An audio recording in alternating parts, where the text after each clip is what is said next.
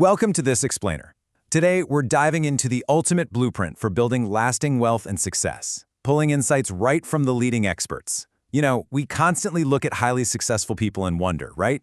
Like, do they have some secret genetic advantage, or did they just get insanely lucky? Well, as we unpack the source material today, you're going to see that wealth and success, they're actually highly predictable outcomes. It all comes down to specific mindsets and daily routines. Consider this jarring reality. In India, for example, just 1% of people own a staggering 1/3 of the wealth. That's a massive inequality. When financial expert SuThe Jethwani actually sat across the table from some of these ultra-wealthy individuals, people managing multi-million-dollar portfolios, he noticed something fascinating. This extreme concentration of wealth, it wasn't just a coincidence. There is a very distinct difference in how this top 1% operates on a day-to-day basis. So this naturally leads us to ask, what exactly do these really wealthy and successful people know that the rest of us are completely missing? Like, why do some people manage to build massive leverage and capital, while the vast majority of us feel like we're endlessly running on a hamster wheel, just hoping to one day be able to stop working?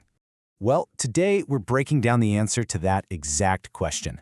We'll be looking at 6 key paradigm shifts: the myth of instant success, redefining true wealth, the power of compounding, consistency over motivation, the 90-91 blueprint, and finally, hard now, easy later.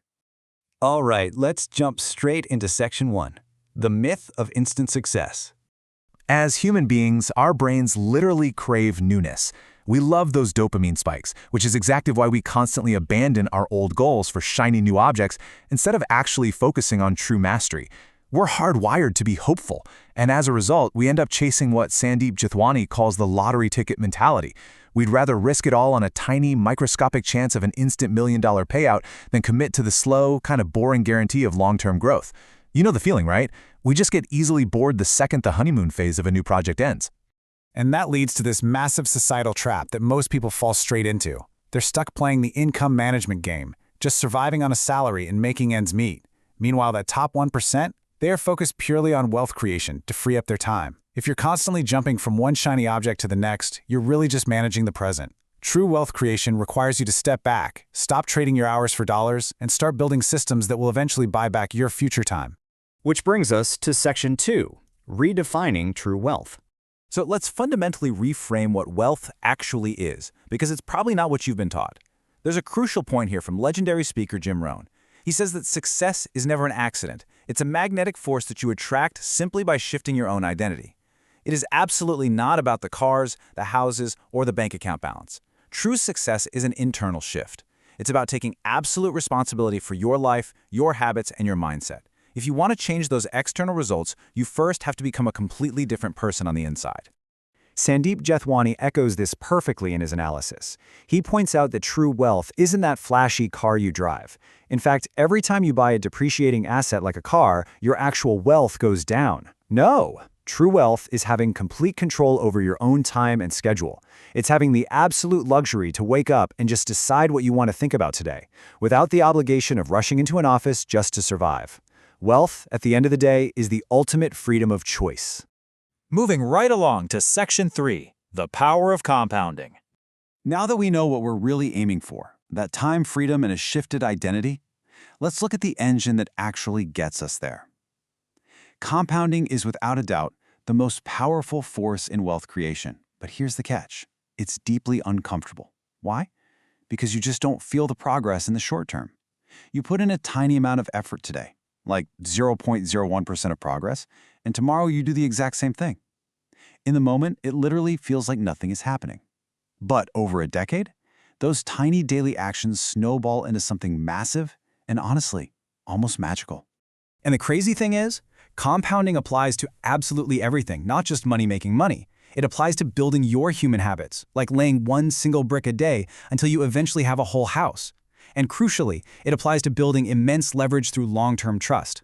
When you constantly do the right thing for your clients and stakeholders, day in and day out, you build unshakable trust.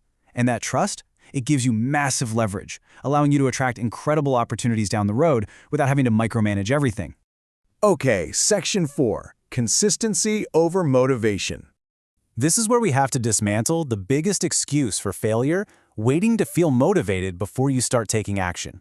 Listen, if you only take action when you feel like it, your life becomes as unpredictable as a daily weather report. Motivation is just an emotion. It rolls in like a wave and then washes right back out. You simply cannot rely on it. On the flip side, true consistency acts as an unshakable anchor based on who you are.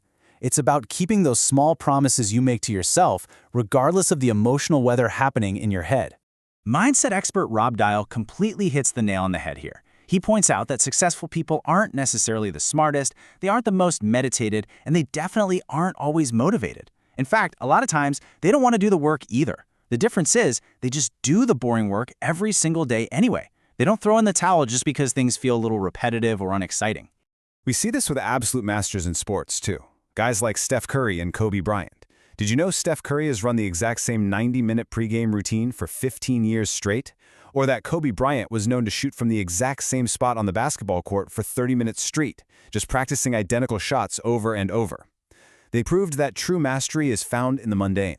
It's slow, it's boring, and yeah, it completely lacks fireworks. But that repetition is exactly how you rewire your brain for greatness.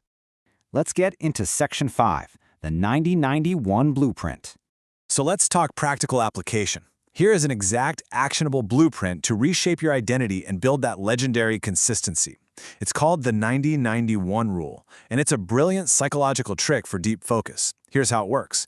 For the next 90 days, dedicate your first 90 minutes of deep work to the one task that moves the needle the most in your life or business. You put your phone away, maybe throw on some noise-canceling headphones, and you make this a totally non-negotiable appointment with your future self.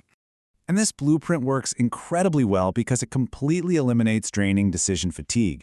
You don't have to wake up and decide what to do, it's already decided for you. It also leverages your prefrontal cortex, that's the part of your brain responsible for complex strategy, when it's at its absolute freshest in the early part of the day.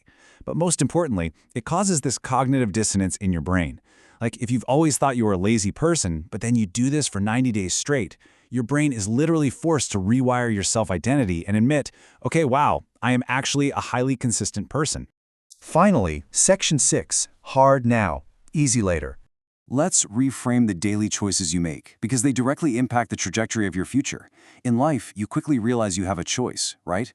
You can suffer the pain of discipline today, or you can suffer the pain of regret later.